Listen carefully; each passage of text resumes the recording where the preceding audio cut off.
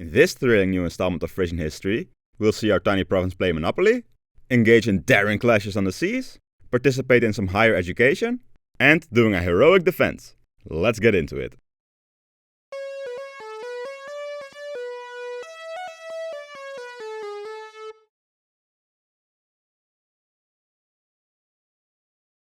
In the last episode, we saw how the Frisians bravely helped the rest of the United Provinces, or the Proto-Netherlands, trudge through the first half of the 80 Years' War. But with the 12 years truce in place, let's take a look at how Friesland fared in what we now call the Dutch Golden Age, which spanned from about 1588 to... we'll get into it. Anywho, in this period, the Dutch were at the top of their game. In this time we see some of the most famous Dutch painters. Think of Meer, Rembrandt and Frans Hals. We see Dutch developments in science, like the invention of the microscope for example, and the United Provinces was a place of relative tolerance, giving refuge to many Portuguese Jews, the Puritans, and philosophers like Descartes and Locke. So the Dutch economy was booming, as wealth poured in from various sources: farming, specialty trades, the first stock markets, and overseas commerce. In this time we see developments in farming, which we discussed before. Due to these developments, farmers needed more storage space and larger cattle sheds.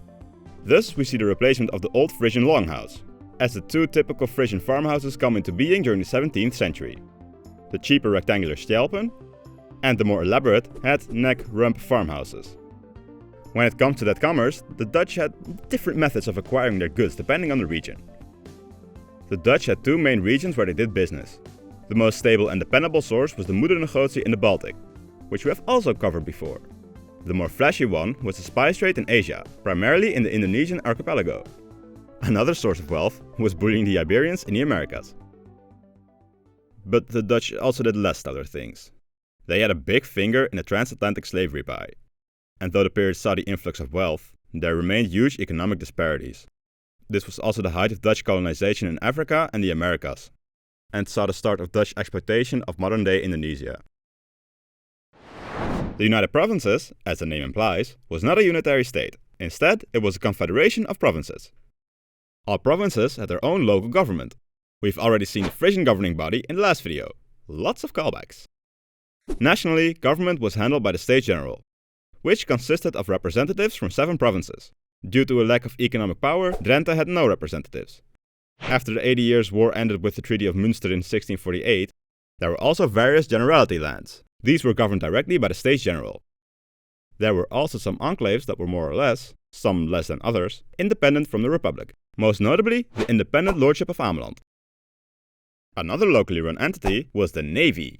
There were 5 navies in the United Provinces that were created between the 1570s and 90s, called admiralties. There were 4 linked to these areas, but also an admiralty for Friesland and Stad en Lande, remembered as the Frisian Admiralty. It was first stationed in Dokkum, but this turned out not to be the best location. Their harbour was too small for large warships, which subsequently were harboured in other ports. So the states of Friesland decided it was best to move the Admiralty's headquarters to Haas. In the 1650s, the Dutch and English came to blows in the First Anglo-Dutch War. The Frisian Admiralty was present in various battles. Most memorable was the performance of Douwe Aukes in the Battle of Plymouth.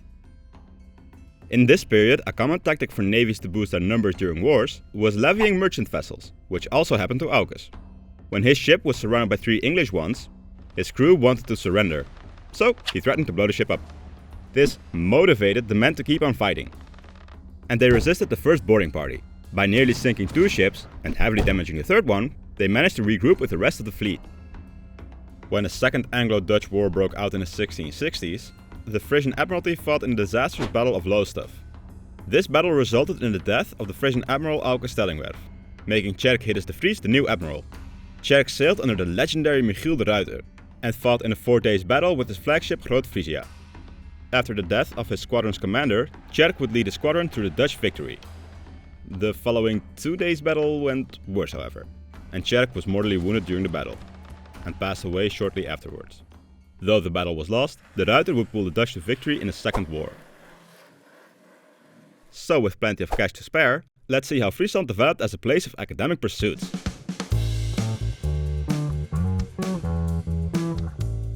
In the past, Friesland had brought forth many scholars. For example, the cartographer and mathematician Gemma Frisius, his last Frisian son, the physician and astronomer Cornelis Gemma, our old friend, the jurist and statesman Viglius, and the theologian Johannes Drusius. But all of the... wait, hold up. I'm gonna derail this for a bit, because Gemma Frisius is kind of a forgotten Frisian icon. I mean, this guy has left quite a mark, especially on cartography. See, he was an early defender of Copernicus, was the first person to suggest using an accurate clock to solve the longitude problem, combined various instruments to create the Gemma's rings, made the oldest known drawing of the Camera Obscura, was the first person to suggest using triangulation to locate places on maps, and as a bonus, he tutored Gerard Mercator of projection fame. Like, this guy has left such a huge mark on cartography that me and my pals never even heard of him until last year. I mean, he's the hidden backbone of 3 Mapman videos, for crying out loud. Anyway, back on topic. All of these Frisian scholars were educated at the University of Leuven. There had been a desire for a university in the northern Low Countries, as in roughly the modern-day Netherlands, for a while. But the Habsburgs already had a perfectly functional university in Leuven, so they saw no need. When the Dutch noped out of their empire, they were now cut off from the only uni in the Low Countries. So when the city of Leiden endured a siege, they were given the first northern university as a reward in 1575. Many universities would follow as the Dutch needed to replace their priests with well-educated preachers. Among which was the University of Groningen, founded in 1614 with the East Frisian historian Ubo Emmius as its first rector magnificus. Emmius had been a long-time advocate for a Frisian university, but in his advocating, he ignored a university founded 29 years earlier, as Friesland was the second Dutch province with a university. When the states of Friesland abolished cloisters and seized their money, they were left with many empty buildings and a full treasury. One of these empty buildings was the Croisier Monastery in Frankfurt.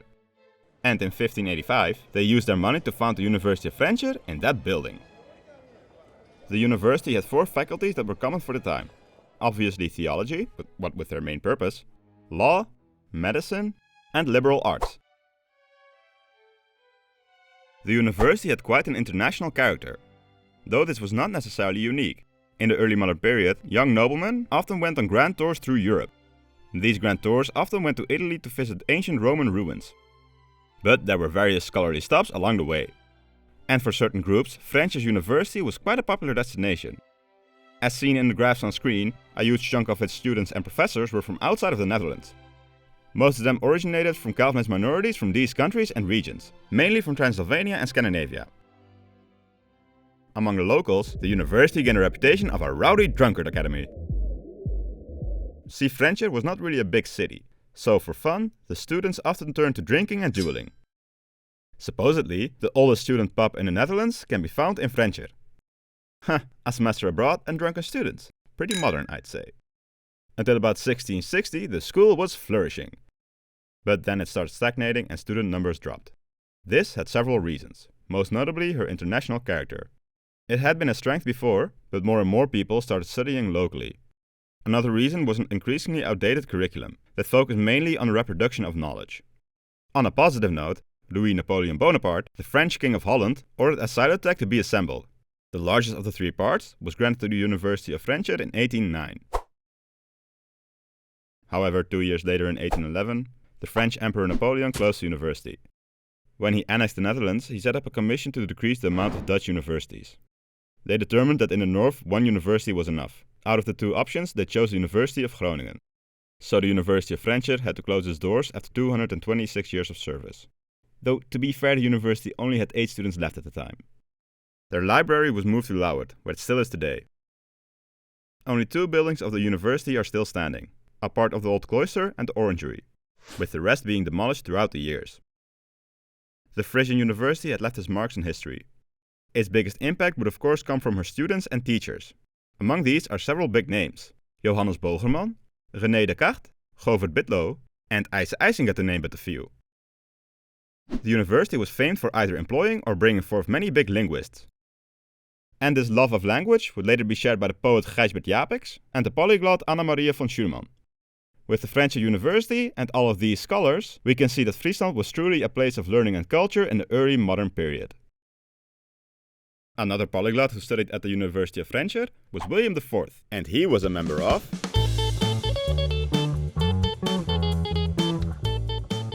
We have all heard of the Dutch stadholders, the Williamses, the Maurices, maybe even the Frederick Henrieses. But that's not entirely accurate. They weren't the stadholders of the Netherlands, but only of these provinces. As their richest province, I'll just call them stadholders of Holland. But the northern provinces had their own stadholders. The stadholders of Holland were members of the Orange Nassau dynasty. The stadholders of Friesland, Drenthe and Stad en Lande came from the house of Nassau-Dietz, but are remembered as the Frisian Nassaus. We met the first Frisian Nassau in the previous video, the indomitable William Louis, Huisheid. But since he died childless, the position went to his younger brother Ernst Casimir, who became the founder of the Nassau-Dietz dynasty, and eventually the forefather of the Dutch monarchy. The Frisian Nassaus were simultaneously stadholders in the United Provinces, and also rulers of lands in the confusing mess that was the Holy Roman Empire. But why did the Frisians and Groningers want a separate stadholder? Well, it all boiled down to counterbalance. A local ruler was seen as a way to curb the influence of Holland, which was far richer and more populous than the other provinces. At the same time, the Oranges was the closest thing the Netherlands had to a monarchy at this time. So having a second stadholder in the country was seen as a preventative measure to ensure the Oranges wouldn't start acting too monarchic. A court was a political and cultural hub, and the Oranges' court was a place where representatives of rich families known as regenten and nobility acted as courtiers. A court was the place where rulers, in this case the stadholders of Holland, would flaunt their power, wealth and prestige. Think of Versailles as the quintessential court. While the Frisian Nassaus were courtiers to the Oranges' court, they also had their own court. Theirs was located at their residence in Lauwert, called the Stadhouderlijk Hof. And it wasn't that impressive. Huisheid and Ernst Casimir were warriors fighting distant wars, and didn't really invest in their home. But it popped off under William Frederick, though it couldn't compare to the Oranges. The main duty of stadholders was leading the armies, so that's what they did when the 12 years truce expired in 1621. The north was subjected to a handful of raids in the first few years, but nothing big. So Ernst Casimir joined Maurice, and later Frederick Henry, in their campaigns in the south. He proved himself quite capable. Though he was an absentee stadholder, he was quite popular in Friesland. In 1632, however, he was shot while inspecting trenches during the siege of Roermond. His head is still in the Rijksmuseum. Actually, the position of Frisian stadholder seemed quite cursed. Of the 7 stadholders, 5 died quite a violent death. We've just seen Ernst Casimir's death in the trenches. Henry Casimir was mortally wounded in the Battle of Hulst. His brother William Frederick died incredibly stupidly. He was out hunting and this happened. Henry Casimir II got wounded in a battle when he was 17, but survived. He died at age 32 from hemoptysis from his old wounds. John William Friso drowned while crossing the Hollands Diep. And to avoid an untimely violent death, William managed to get the titles of the childless and glorious revolutionary William III. So he would no longer be William of Friesland, but William IV of the Netherlands. Hey, speaking of William III...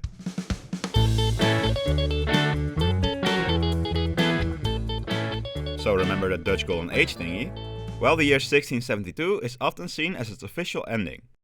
We've just seen how the Dutch held their own on the seas against the English in the First and Second Anglo-Dutch Wars. But now they came back with a vengeance and some friends. Louis XIV of France and the bishops of Cologne and Münster joined them in the Franco-Dutch War. France quickly invaded the south via Liège and Münster the east through Overijssel. The parties had their own reasons for invading the United Provinces. The state himself wanted France to have a more natural border along the Rhine. At the same time, he and Charles II of England wanted to curb Dutch influence. Bernhard von Galen wanted to re-Catholicize the eastern provinces and retake territory the Dutch kinda stole. So they joined together to surround the United Provinces. When the war broke out, the Dutch only had Brandenburg backing them, but seeing the deck stacked against them, they dropped out within a year. The stadholders of Holland had been deposed back in 1650 and had entered the first stadholderless period, while the North had kept theirs in place. William III, the heir of the last stadholder of Holland, was called back to lead the defense.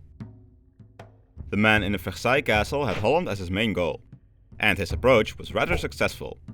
In the north, Bernhard von Galen had Groningen in mind as his endgame.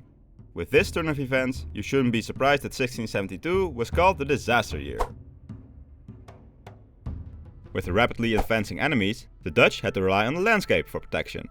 The Dutch hid behind the Hollandic waterline, a series of inundated, fancy word for flooded, lands protected by forts. While the northern provinces had to rely on the peatbogs for protection.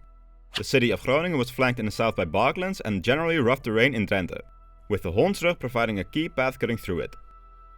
and Friesland was protected by the Frisian waterline. See, between the boglands of Friesland and Overijssel ran the two rivers Tjonger and Linde. They were fed by small rivers that drained much of the water from the fens. By damming these small rivers, they could inundate land around the rivers. This prevented large artillery or steady supply lines from passing these areas. Higher paths were winding through these bogs, however, and by fortifying these, the Frisians could effectively protect themselves. The main southern roads to Friesland and Groningen were protected by the fortified cities of Steenwijk and Koevoorden respectively, so it was quite a shock when they were captured by Münster. Friesland was once again in danger, thus their commander Hans Willem van Aylva had to make do with what he had. 1,400 troops and old sconces from the 80 Years' War. Oh yeah, baby! Again, it's like poetry, so if they rhyme. He made Edjerdeveen his headquarters and prepared for his defense. He rebuilt and repaired the old sconces, shown here, and managed to strengthen his numbers. Bernhard broke through Drenthe and threatened the city of Groningen. He did not surround the city, as this would leave spare troops to conquer Friesland, or at the very least put pressure on the Frisians to keep them behind their fortifications. And on the 21st of July 1672, the siege of Groningen began. He decided that bombarding the city would make them capitulate, earning him the nickname Bommen Berend, translating to Bombing Bernard. Apart from a small incursion on the 26th of July, the Frisians were safe and sound behind their waterline.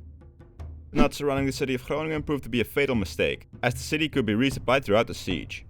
Thanks to his own overstretched supply lines, Bommen Berend broke his siege in August and returned to Overijssel. After August and September the conflict stalled. With winter looming, the largest threat to Friesland seemed to have passed, with the only notable event being a failed attack on the Blessebrege Schans. After winter, the forces of Münster were reinforced by the French for an assault on Friesland. The Frisians decided, if it ain't broke, don't fix it, and kept to their original strategy of inundating and scansing. But in August of 1673, the Münster army broke through the defensive line.